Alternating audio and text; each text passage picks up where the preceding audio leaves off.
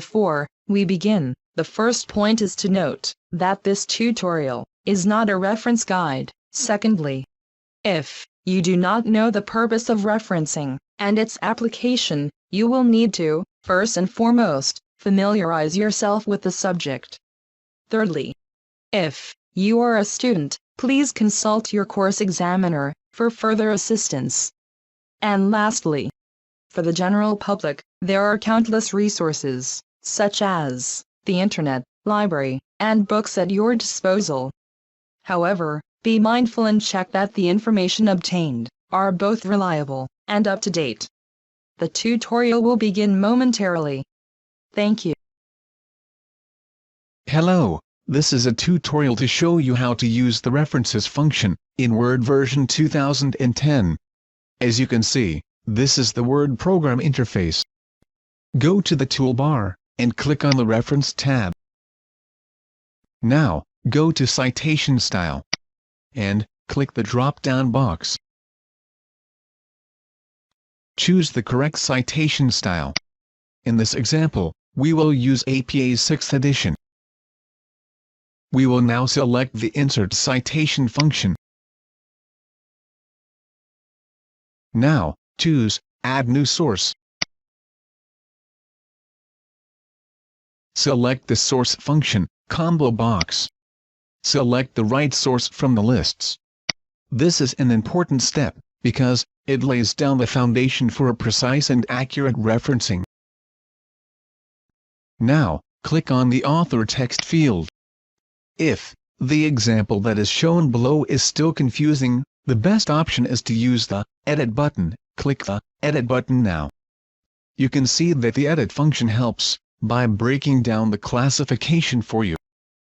Click on the Last Name field box to insert the author's last name. In this example, the author's last name is Corey, and his first name is Gerald. Now, click Add. If there are more than one author, continue with the process, and click OK to finalize. Go to the Show All Bibliography field checkbox and click it.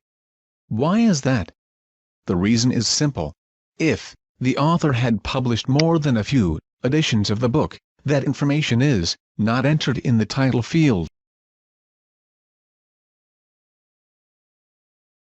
Instead, if you scroll down the lists, you will enter that information on the edition text box.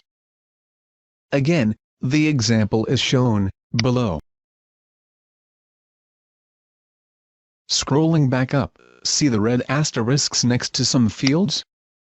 That represents the recommended field that needs to be filled out. Now, let's fill out the rest of the fields. The title of the book is Theory and Practice of Counseling and Psychotherapy.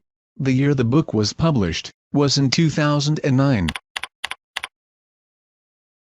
The city the book was published is in Beaumont, California, or CA.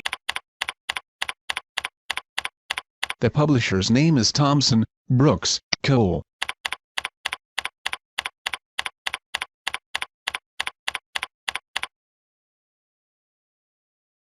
Finally, scroll down the field lists to the edition field.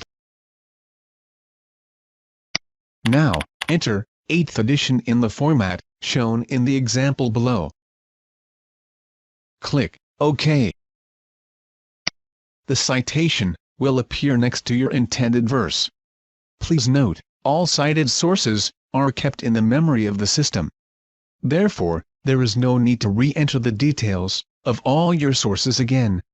To access all your sources, you will need to use the Manage Sources function. Click on the Manage Sources function now. The Manage Sources function is a very handy tool. If you require only a couple of sources for a particular project, all you need to do is choose the source which is highlighted in blue, and click Copy.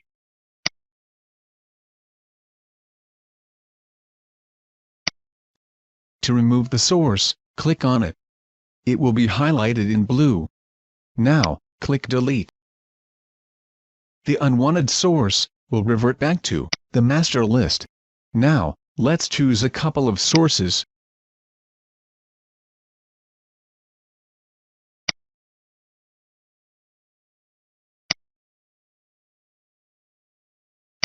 Click OK to finalize.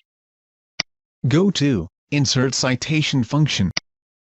You can now see the two sources that were added, using the Manage Sources function.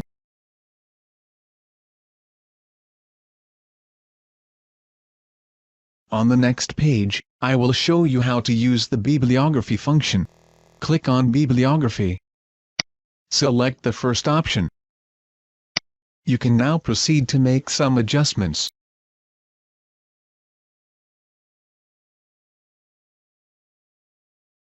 In this example, I have highlighted all the sources. The intention is to create a numbered list for the sources, to make it look neater. Go to the Home tab and select the Numbered Lists function. This is how your end product looks like. We are now at the end of the tutorial. Thank you very much for watching.